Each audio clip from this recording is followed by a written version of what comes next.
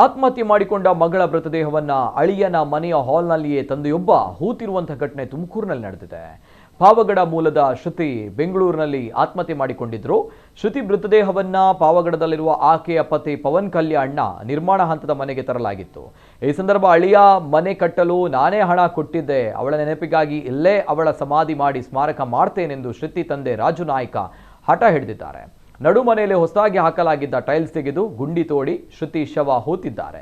ಈ ವಿಚಾರ ಗೊತ್ತಾಗಿ ಸ್ಥಳಕ್ಕೆ ಬಂದ ಪೊಲೀಸರು ರಾಜು ನಾಯ್ಕರ ಮನವೊಲಿಸಲು ಹರಸಾಹಸ ಪಟ್ಟಿದ್ದು ಕೊನೆಗೆ ಮನೆಯೊಳಗೆ ಶವ ಹೊರತೆಗೆಯಲು ಅವರು ಒಪ್ಪಿದ್ದಾರೆ.